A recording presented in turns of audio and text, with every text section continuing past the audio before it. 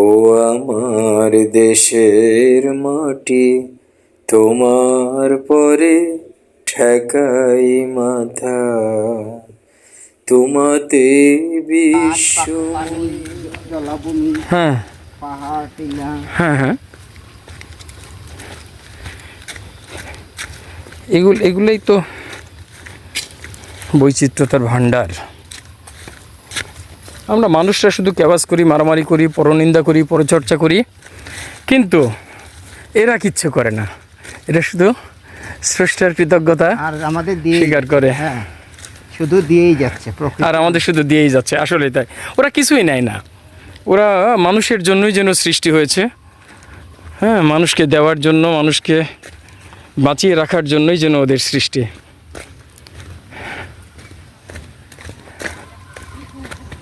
আমরা নেমে যাচ্ছি নিচে, অনেকটা নেমেছি, আর অর্ধেকেরও কম পথ রয়েছে।